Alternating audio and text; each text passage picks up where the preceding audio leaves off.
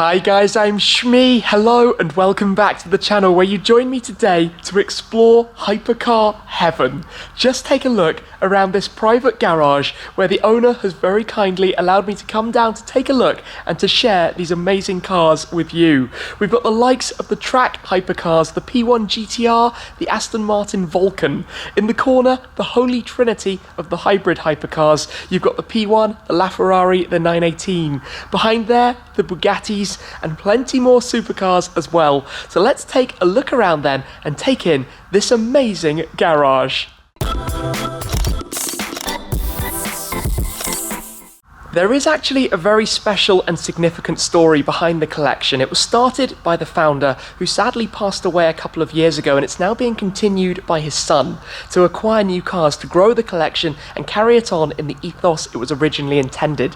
So I'm going to show you around things in a lot of detail, but let's start off with a whistle-stop tour, almost as quickly as I can, of all of the cars that are here at the moment. We've got the McLaren P1 GTR, the Aston Martin V12 Vantage S 7-speed manual, the Aston Martin Vulcan, the Porsche 918 Spider, McLaren P1, Ferrari LaFerrari, the Bugatti Chiron, the Bugatti Veyron Grand Sport Vitesse, the Lamborghini Aventador SV Roadster, up top the Ferrari 488 Spider, AMG GTR, we've got a BMW Z8, Porsche GT2 RS, Porsche Carrera GT. At the back here, we've got an Eleanor replica, we've got an AC Cobra replica, a Jaguar XJ220, the Mercedes-Benz SL65 AMG Black Series, behind which we have the Ferrari 458 Speciale. We've got a Dodge Challenger Hellcat, back there, the Ferrari 430 Scuderia, Dodge Viper ACR, Ford GT, the newest arrival in the collection, the McLaren Senna, highly MSO'd, and a Rolls-Royce Wraith. There are a few cars, of course, off doing other things at the moment,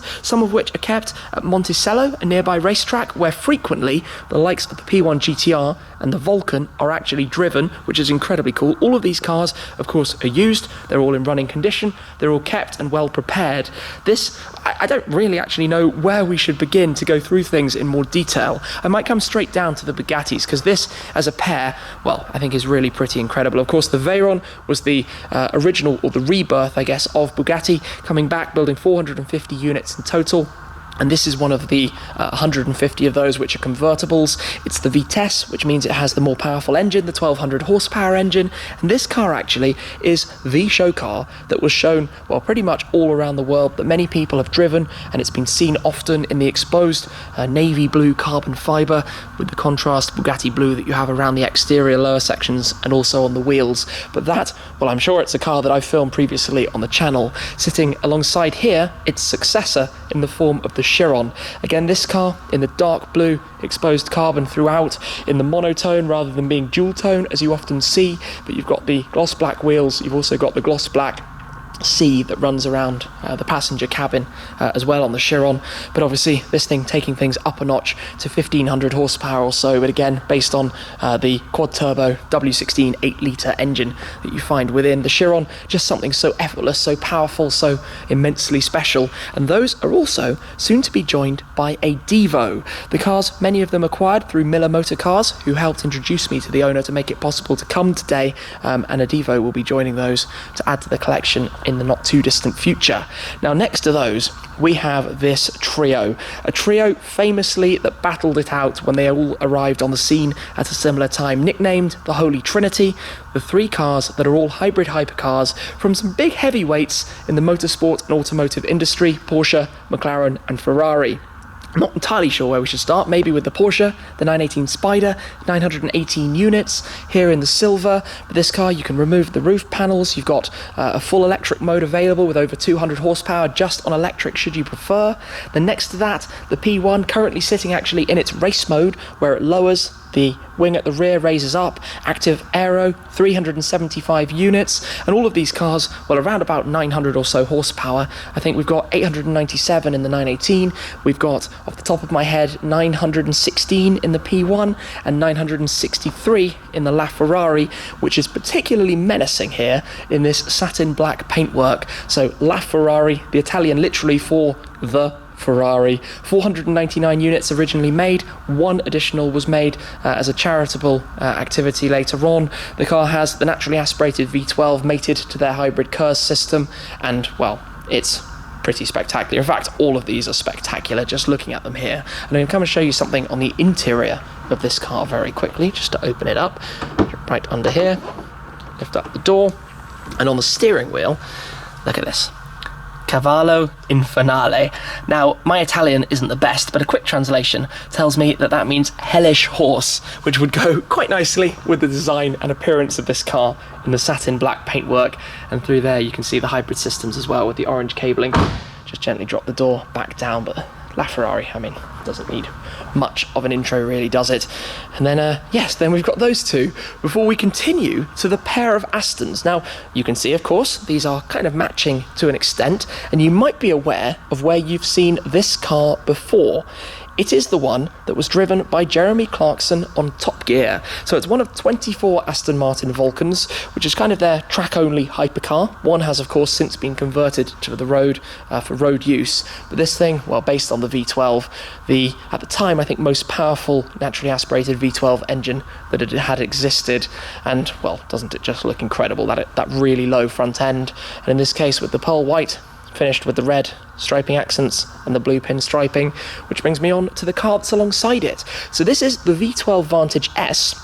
Here in the US market, they released 100 of these that have the 7-speed dogleg manual gearbox, 70 of which were coupes, 30 of which were roadsters. Now this, though, has had a few Aston Q elements added. So, for example, the wing that you can see at the rear. Around the front, well, we've got the livery pack as well to match with the Vulcan, even the blue pinstriping around the very front, but kind of cool, and again limited to only 100, which is one of a very, very small number. Most of them have the paddle shift gearbox as opposed to the manual. Then alongside that, the McLaren P1 GTR, one of 50 cars. The track version of the McLaren P1 took power up a notch, up to about 1,000 horsepower, and, well, just look at the design, look at the aero of it. Some of them have been converted to road use through Lanzante. This, though, is a track car. It is one that is driven at Monticello, where they're often, as I said earlier, nearby track where many of the cars head up to. And just look at this. It's, I mean, we've just seen the P1. It's wider, the canards, the extended front splitter, the side with additional aero add-ons, and then the wing, the fixed wing that kind of hangs out of the rear with those gigantic tailpipes sitting in the centre. And that is, well, that is true proper race car, really, isn't it? Looks incredible. The P1 GTR. If we come back over here, of course at the end, we have the comfortable, maybe daily, I guess, Rolls-Royce Wraith. And then alongside that, as I said, the latest arrival, bought through Miller Motor Cars, the McLaren Senna, making me slightly jealous of not being around mine at the moment. But let me show you through the spec of this, because this is highly MSO'd. Of course, you can see there is the full exposed carbon fibre bodywork.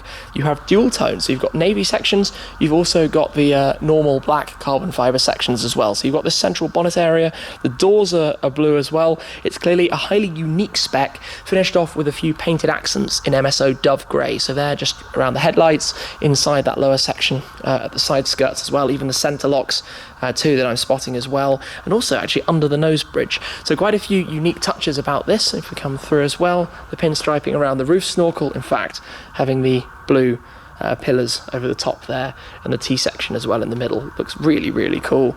At the wings, you've got the dove grey Senna logo and the blue upper section. American exhausts, obviously slightly different to the European spec. Some more dove grey accents. It must have taken a lot of time and thinking to go through which parts to have painted in which colours. But let me show you the interior of this, because it's quite striking, and the car is also sitting in race mode. Look at this. The white leather, the blue gloss carbon fibre. The whole tub is actually finished in blue carbon, the seats as well.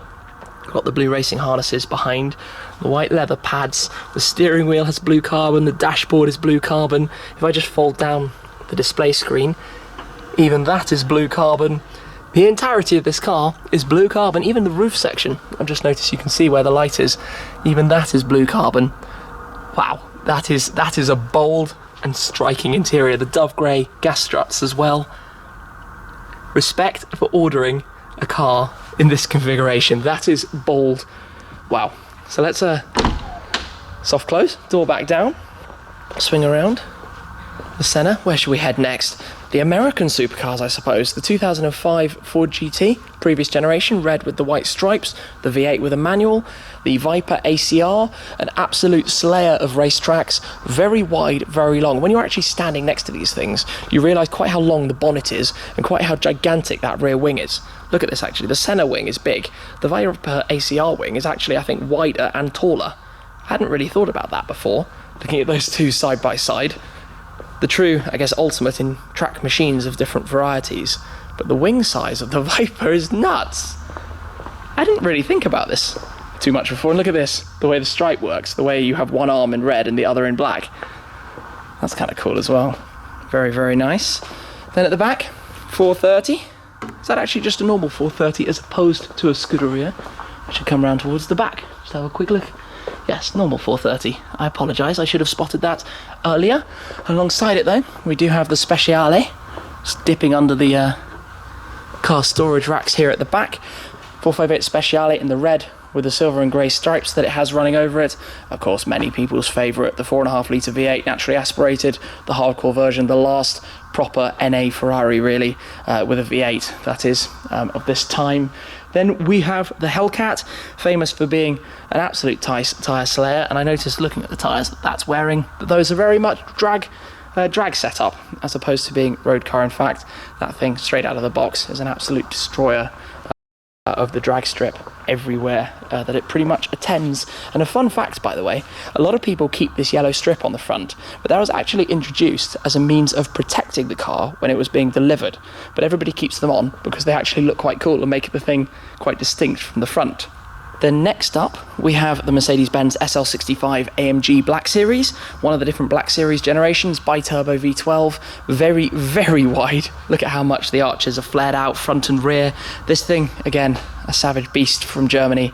Absolutely love it. A car that's been greeted always with mixed reception, but being based on the Mercedes-Benz SL, it would normally have been a convertible, but the interesting thing about this is that it's not. It's the same kind of shape and roofline, but it's a fixed roof coupe, which is of course where you get many people who add the body kit style to look like this onto regular SL models, but you can always spot it because if it's a full one, it doesn't have the panel lines of the roof when it's parked up. Next to that then, a British icon and a world speed record holder at the time, the Jaguar XJ220, also recently arrived here in the collection. A car that, well, at the time when it was launched, it never had, I think, the greatest of reception. It wasn't exactly what people expected, but it's definitely being appreciated more and more as time goes by. Then behind those, two replicas of American icons. Up top, the Mustang Eleanor, down below it, the AC Cobra, both looking stunning in their own respective ways. And you can just see some of the differences in the collection and the way it grows and the variety of manufacturers as well. We've got two Porsches here. The legendary Carrera GT with its naturally aspirated V10, and also similarly to the 918, it has the removable Targa top, but in this case we have a manual, and that is one of the greatest things about it. It's a car that I'm certainly appreciating the more and more time goes by as well. Then behind it, something a little bit different, a much more modernised interpretation we could say, and far less analogue, the Porsche GT2 RS, based on the 991.2 generation, 700 horsepower from the turboed engine, also with a PDK double clutch gearbox, but a car that can go around tracks like you would not believe it. And talking about track cars, alongside it, the AMG GTR in the Green Hell Magno. It was called the original launch colour, the Beast of the Green Hell, as it was nicknamed back at the time. Up above, we have the BMW Z8, a lovely, lovely grand touring cruiser. I had a first experience driving it, not necessarily the dynamic capability I would have expected, but a beautiful, beautiful thing to look at. Alongside that, Ferrari 488 Spider in white sitting up top over there. And then we've got the Lamborghini Aventador SV Roadster. The SV Roadster was limited to just 500 units. There were 600 units of the coupe, so slightly confusing being a touch different, but based on the 6.5 litre naturally aspirated V12 of the Lamborghini Aventador. So, there we pretty much have it, an exploration around this, well, phenomenal car collection. In terms of hypercars, well, we've certainly got 1, 2, 3, 4, 5, 6, 7, and I'm definitely going to include the Senna, 8. Then maybe the XJ220 and Carrera GT, can we say 10? I think for the purposes of now we can say 10 hypercars currently here, with more to come as well. I mentioned the Devo. maybe something here, maybe some other things, other bits and pieces, all very, very exciting. So what an opportunity to come and take a look around here to see this collection. As I said, all cars that get driven, get used, get actually taken out, many at Monticello, many at different events and things as well. But really and truly, if I had to pick one, I don't really know where I would begin. For you guys, would it be the P1 GTR? Maybe the Vulcan? Maybe one of the hybrids? What about the Bugattis? Maybe the Chiron?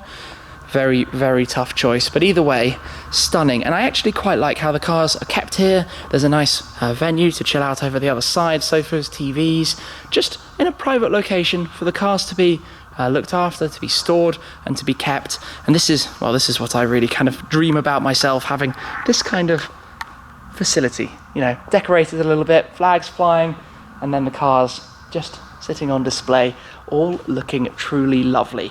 So all I can say is a big thanks to the owner for the opportunity to come and explore this private collection, and of course also to Miller Motor Cars for the introduction and for supplying some of these cars as well. But for now, I think that's all. I hope you've enjoyed this look. Thank you very much for watching. Do let me know in the comments down below what's been your favourite car. But for now, that's it. Thank you again, and I'll see you very soon. Cheers!